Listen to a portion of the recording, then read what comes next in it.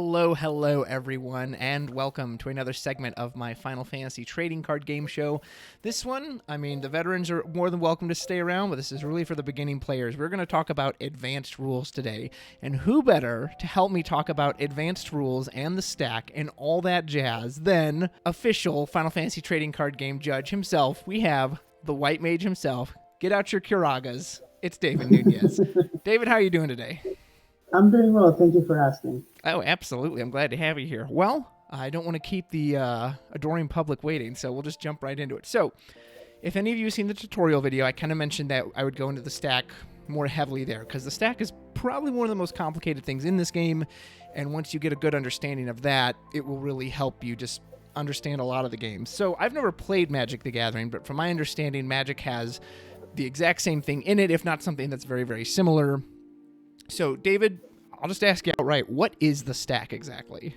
All right. So the stack is actually a zone, much like the death zone, the field, the break zone, but it's not a designated zone like on a placemat. It's something where your abilities and your summons are placed onto. It's usually just to determine the order of things, how things are resolved, and it gives the ability for your opponent to respond to your abilities, your summons, to increase the amount of counterplay and interaction between two players. The most common way to think of the stack is that, legit, you think of it as the word the stack itself. So whatever the very first effect is, the next effect will then go on top of it, and then the next effect will go on top of that, and then when it comes times for resolution, it will resolve backwards. It will resolve from the top down. So the very first thing you put on it is the last thing that's going to go off, correct?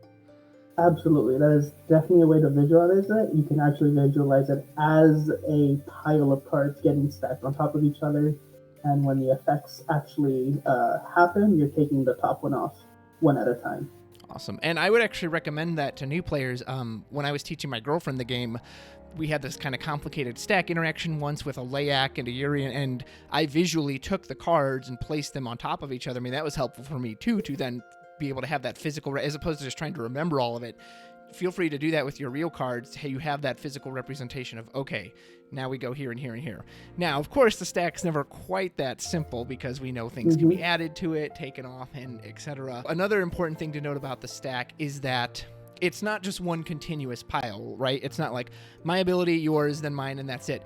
You can actually add abilities in between others after they've resolved. That's correct?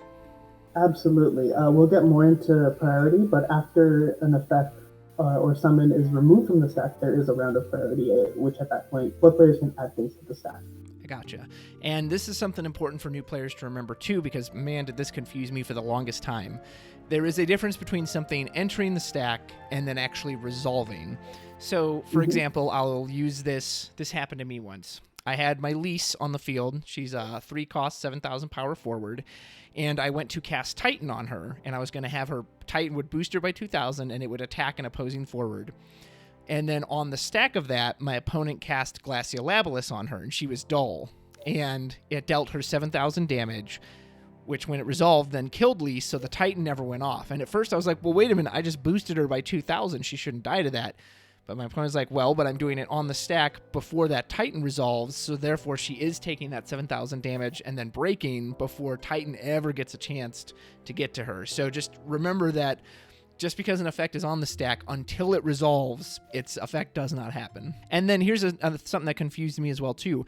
Once something enters the stack, is it possible for it to leave, or is it on there? It is possible for something to be removed from the stack before it resolves. I think the most common way that happens in the current meta is something like an Ishtola or an Amaterasu. Once an ability or summon has been canceled, it is removed, regardless of where it is. Other most common way of removing an ability from the stack is to nullify its target. So a lot of ice cards will target dull, or will choose dull forwards. So if that forward becomes active, its target becomes ineligible and it is removed from the stack. I don't know if this confused anyone else out there, but you have a card, it enters the field, effect, it enters the stack, and then I would try to cast 1 CP Kukulin on it, or use something that blanks abilities, that says, well, it loses its abilities. And then my opponent was like, okay, well, here it goes. I'm like, how is that possible? It lost its abilities, but it doesn't matter, because once that's on the stack, even if you did blank its abilities, that effect is going to still resolve, correct? Correct, correct. Losing abilities and canceling an ability are very, very different things. Um, Naturally, they each have their own application, but they do not do the same thing. Gotcha. Okay, cool. And then the other one I have to mention, because again, it threw me off a lot as a new player. My opponent would use Sid Reigns on me. He's a 2 CP ice forward, and then he chooses a dull target, and he deals at 4K, and then if that forward dies, your opponent has to discard. Well, then they would flicker it with Renoa to deal at another 4K. Okay, 8K, and then to my surprise, they're like, now you have to discard 2. And I thought, what? Why do I have to discard 2? David, why did I have to discard 2? Sid Reigns, the forward himself, is independent of his effect once it's on the stack. So after it resolves, it will create a delayed auto effect. It has an effect and a delayed auto effect, right? So it deals that 4K right then and there. And then when it's put in the break zone, it makes you discard it. So you got 2 Sid Reigns triggers. You dealt 4,000 2 times, and then you get to it forces your opponent to discard 2 times. Each of those effects going on the stack. Gotcha. Independent of each other at that time. Awesome. And I know there's another card, like the 4CP Bahamut from Opus 4 has a similar thing that it'll deal something 8,000 damage, and if before the end of the turn it dies, it gets removed from the game. And at first I thought it was Bahamut himself had to kill, but no, as long as it dies before the turn ends, then that delayed auto ability is going to kick in and remove it from the game. Mm-hmm. All right. Well, okay. How do we use this stack thing, right? We have to have something very special, something called priority. David, what is priority? Priority is a very interesting concept. It actually refers to a few things, but most of the time it refers to who has the ability to add things to the stack, right? So whoever's turn it is, in their main phase, right after they draw a card, right after they activated all their characters, they have priority. They have the ability to play cards. Once something goes on the stack, both players need to pass priority before you can continue or resolve it. So if you are the turn player, you first have priority. If you don't want to add anything to the stack, you pass priority to your opponent. If they don't want anything to the stack, they pass priority, and then it resolves. Priority can be that simple. When it gets a little bit more complicated, it is also the order that things resolve in. So when 2 auto abilities go on the stack at the same time, it checks priority. Who is the turn player who has priority? That effect is going to go on the stack first, and then the whoever didn't have priority is going to go on the stack afterward. It might seem a little complicated there, but it becomes very important when things happen like during the end phase, when players gain priority, but they can't add anything to the stack. Let's say we have 2 abilities that enter the stack at the exact same time. Whoever's turn it is, theirs will always go on first, and then someone else will always go on second. Now, let's say one or both players want to add something on top of that. Is it still turn player's priority in that case? Will they get the first chance to add something? There's a term that we use called holding priority, which means when I add something to the stack, there has to be another round of priority. But since I'm turn player, I get first shot at adding something else to the stack. So if I played something and then I want to buff it, I can buff it. I can add something to the stack. I can add a buff to the stack before my opponent has a chance to respond. And then I can try to buff it again, and then try to buff it again, and then try to buff it again. And my opponent just has to wait till I'm done before they can add something to the stack. So there's no limit to how much you could add. If you could theoretically add 5 things, you can add all 5 things before your opponent gets a chance. If you want to hold priority and add, 10 effects to the stack, you can. You absolutely can. And then at some point, hopefully you'll run out, and then you'll pass priority to your opponent, and then they'll have a whole slog of things to respond to. Let's say you have those 10 effects on the stack. Your opponent gets a chance to respond to each one individually, right? It's not like they got to just do a big one and done for all of them. Oh yeah, you and your opponent have a chance to respond right after one has resolved. Right? So if you have 10 buffs and you want to buff 5 times, and your opponent tries to kill, you can add 1 more buff. And if they try to kill again, you can add 1 more buff. There's a very interesting portion of the rules called the rules process. Okay.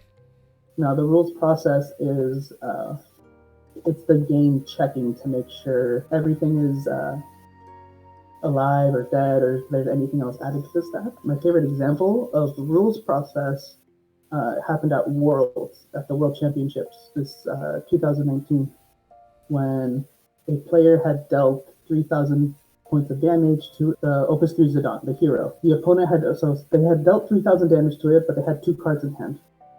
And then they entered their combat phase, and they had a Opus 10 Ash, the one that has several different modes. One of the modes is draw a card, discard a card. So they drew a card, had 3 cards in hand, but they hadn't discarded yet. Now, that Zidane won't die.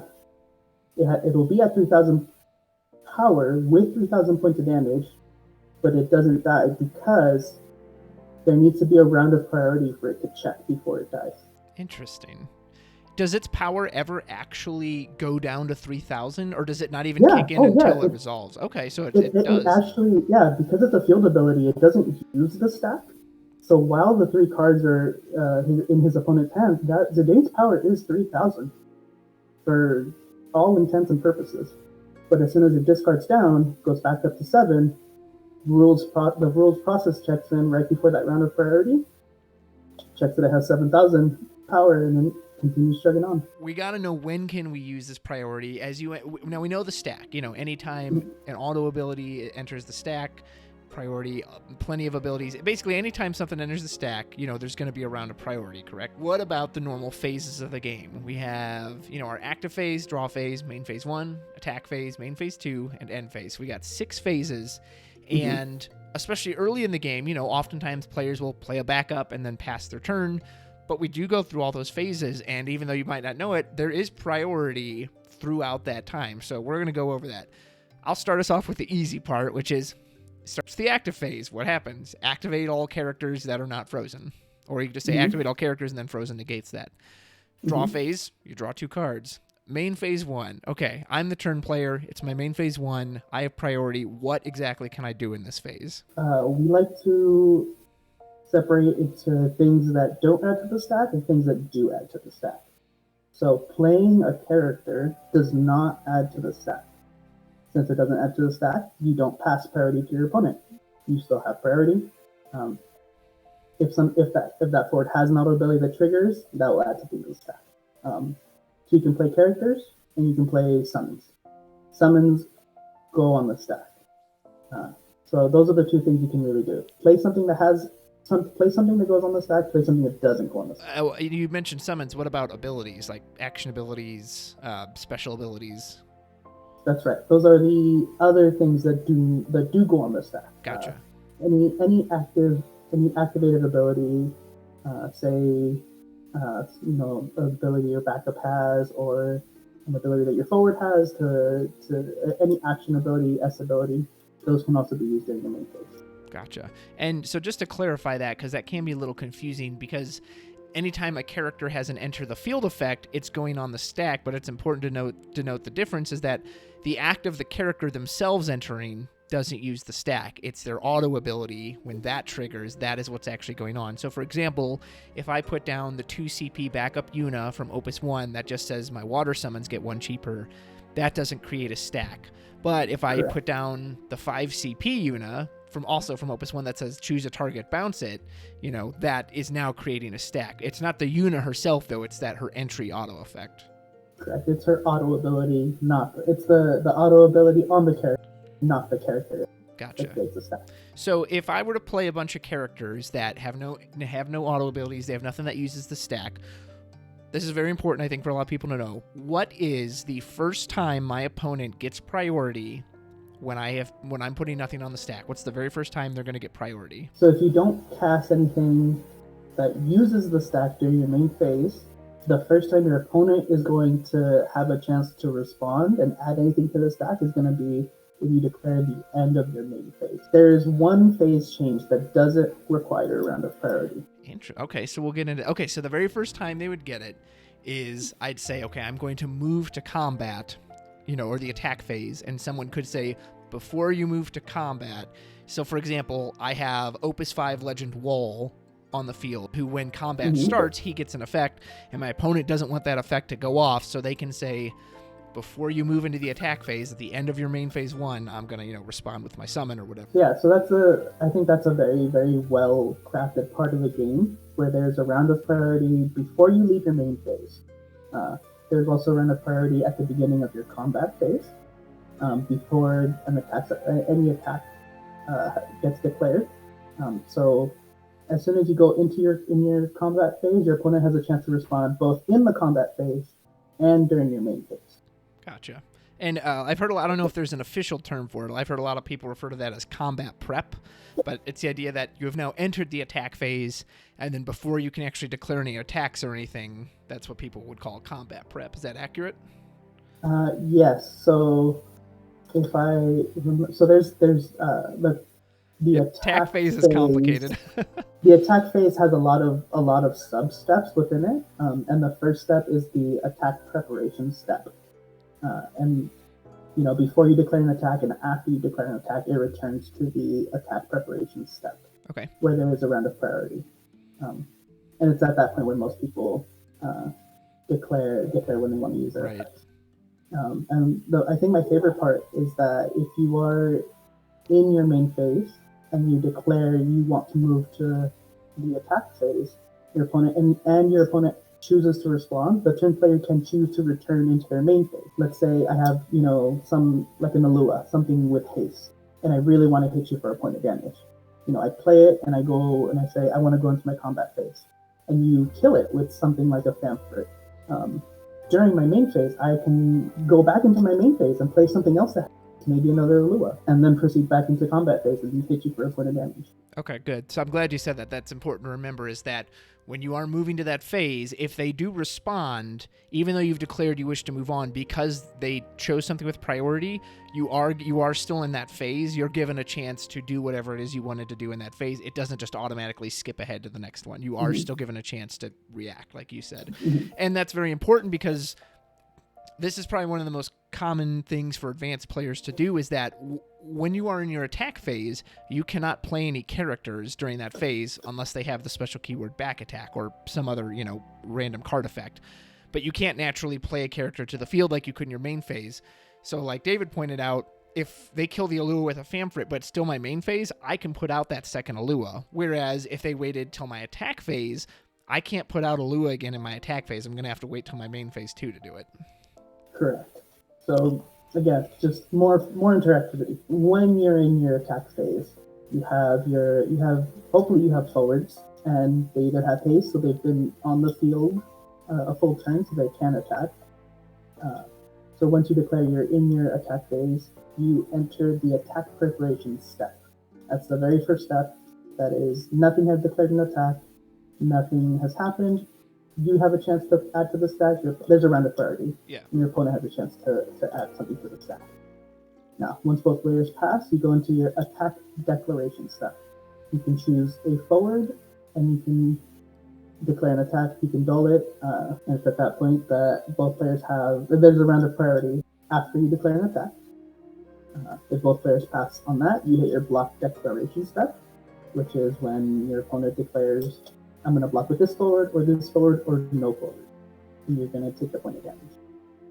After the block declaration step, there is a round of priority. I think that one is one of the most missed ones. A lot of the times, players will just will declare no blocks and just take a point of damage without waiting for their opponent to respond. And that's definitely something at very high levels of play that becomes very important. I know I use that step a lot when playing the new Fire starter deck with Innocence. Since Innocence has Brave, he can declare an attack without dulling and then use it, which is important because I want to use the effect. The block declaration step is a very important step. The priority after the block declaration step is a very important step that people forget frequently. And to clarify too, blocking does not use the stack, correct? Correct. So once an attack is declared blocked, no matter what else happens, that attack has been blocked. It cannot go through for damage. Correct. Awesome. During the block declaration step, you declare a block, and at that point, the damage will not go through. Good to know. And then what happens after the block declaration step? So after the block declaration step, round of priority, both players pass, you hit the damage resolution step. At that point, if a block was declared, both those swords will fight. If the block wasn't declared, your opponent will take a point again. After the damage resolution, there is a round of priority. and then it returns to the attack preparation step, followed by another round of priority. So I have to ask you about EX bursts, because EX bursts are kind of funky because they both do and don't use the stack, and I think you'll kind of know what I mean by that. So what can you tell me about these EX bursts? So an EX burst is naturally when a card is placed in the damage zone and it has the EX burst icon, the very big, the very bright, the very exciting moment when your opponent gets to use an effect on your turn. It was a surprise. Yeah, if you're playing on Octagon, you'll hear a nice little ba-ding.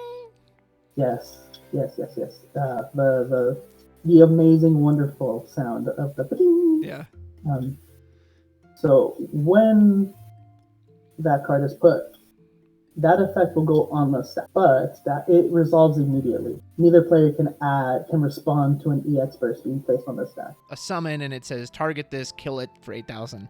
Even if you have something like an Unsaganashi on the field or something that in theory could protect that card, because you can't respond to that burst, you can't save it even if you had the chance to. Correct. If you had something that gave protection, like Unsaganashi, you had to have done it before the EX burst happened. Right.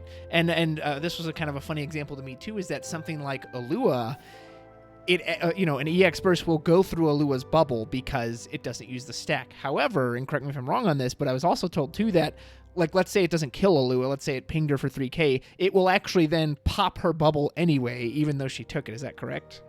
That is absolutely correct. So Alua is she's a very stack heavy card. She will go on her bubble effect goes on the stack to cancel.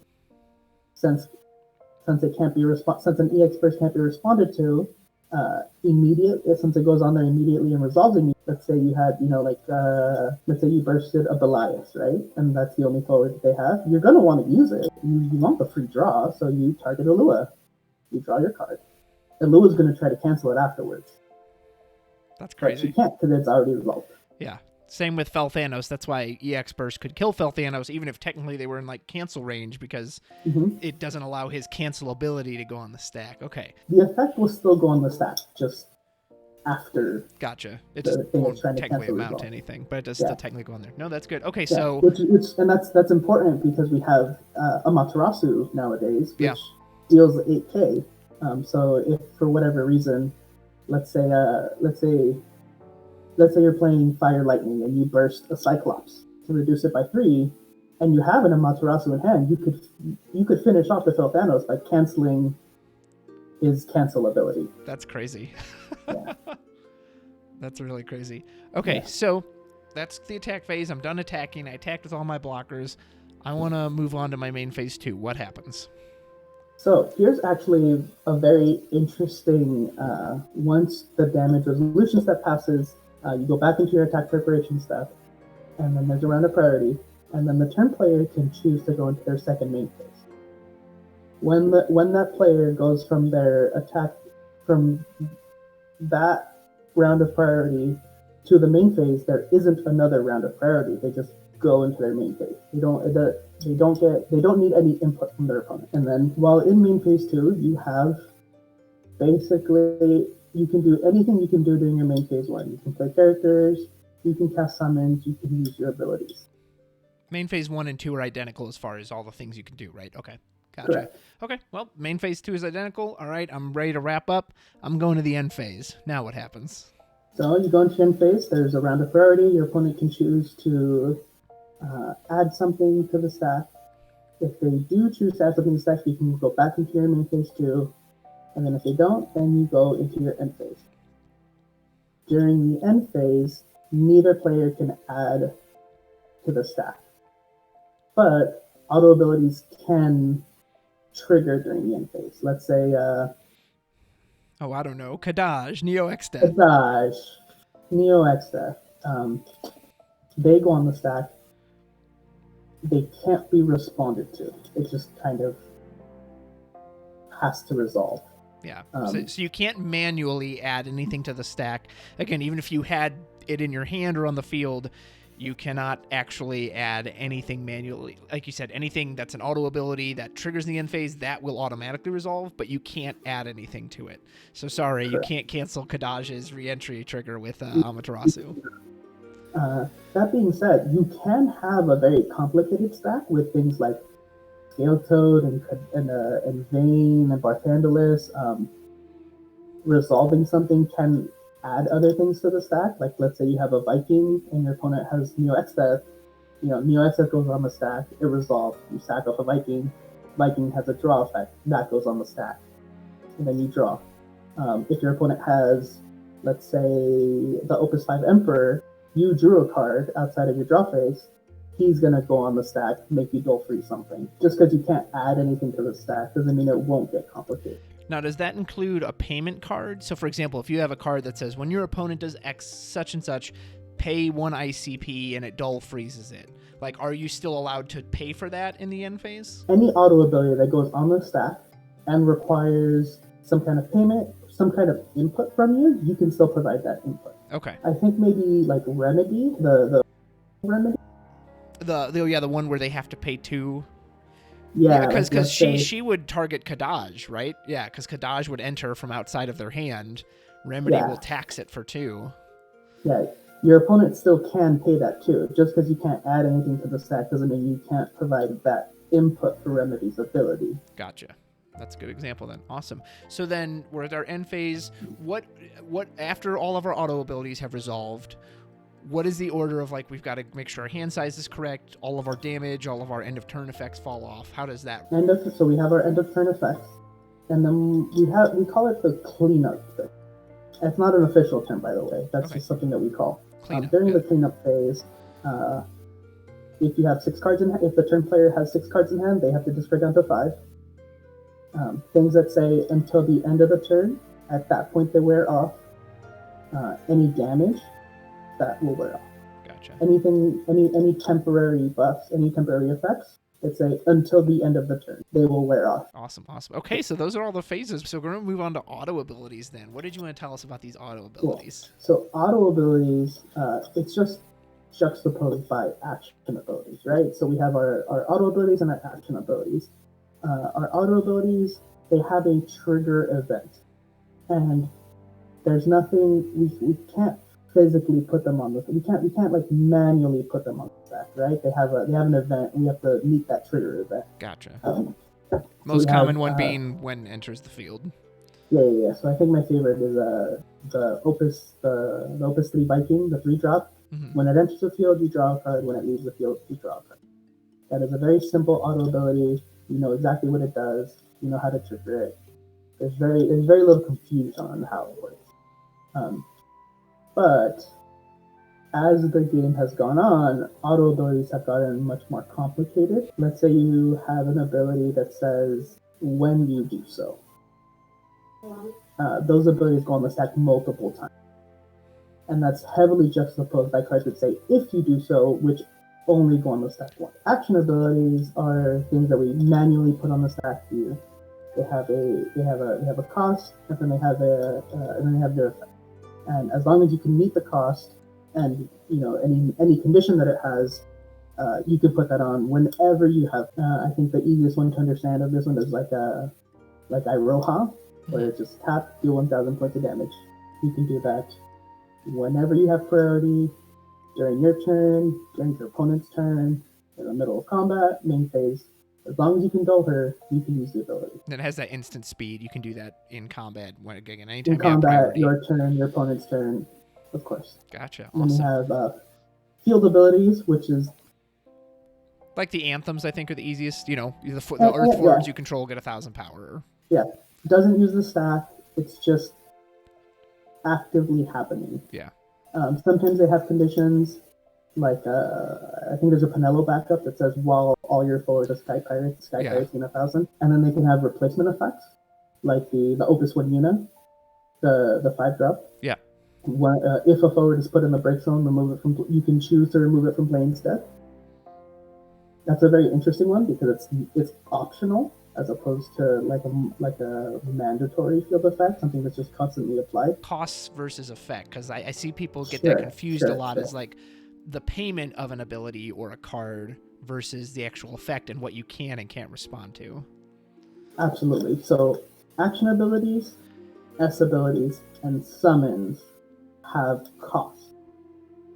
They're denoted by everything before the colon on your action abilities and the S abilities. If it says pay 4, you have to pay 4 before the ability goes on the stack, before your opponent has a chance to respond, before you have a chance to respond. You have to pay that warrior, the Opus 12 common warrior. Okay. When warrior enters the field, you may dull any number of active backups. When you do so, choose a forward, deal it 3,000 for each dull ability. For each backup dull. So if he enters the field, his effect goes on the stack. At that point, no backups have been dulled, nothing has happened. Both players have a chance to respond. When they pass priority, the player that plays warrior can dull any amount of backups they want. Then they will choose a forward.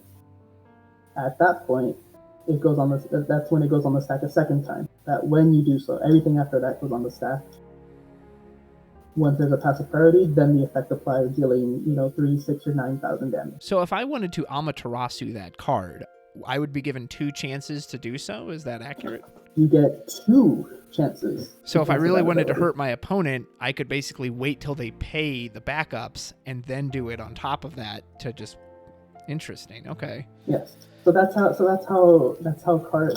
these newer auto abilities have a cost. They go on the stack multiple times, and you can interrupt in between. Gotcha. Now, that applies for things that say when you do so. It does not apply to things that say if you do so. Okay, so Emmett Such, the starter Emmett Such. From Opus 13? From Opus 13, yeah. Correct. When Emmett Such enters the field, you may pay 4. If you do so, search for one backup and play it onto the field. So the clause "if you do so" signifies that it all happens in that one resolution. Interesting. Emmett Such goes on the stack once. You do not have to pay when it goes on the stack. When it resolves, then you pay, then you search, play the backup, then there's a round of priority. It's literally one word, and it makes cards that say if you do so are that much stronger for it. Oh, that's awesome. Do you want to mention Chaos? Ooh, Chaos. Chaos is, if you can understand Chaos, you can understand basically anything. When Chaos enters a field, choose a forward of cost 5 or more in your break zone. You may pay X. When you do so, if its cost is X, play it onto your field. Now, there was a lot of wins, there was a couple ifs, and there was a cost X twice. So when Chaos enters the field, the effect is going to go on the stack. When it goes on the stack, the only thing you have to do is choose a forward of cost 5 or more. It's also mandatory, so you have to choose a forward of cost 5 or more. Let's say, I think the most is like with Marsh. So you target your Marsh. Your opponent has a chance to respond. Nothing happens. Then you have Then you have to choose to pay any amount of CP. Most likely 5. When you pay 5, after you pay 5, then your opponent has a chance to respond. Then if nothing happens, then the March gets played to the field. Chaos is very interesting because you can pay 6 after you've chosen a 5-drop, or you can pay 4. So he's a very interesting card. But he goes on the stack multiple times. Yeah, and as a 1-drop dark backup, he's a very unique card. Yeah, no kidding.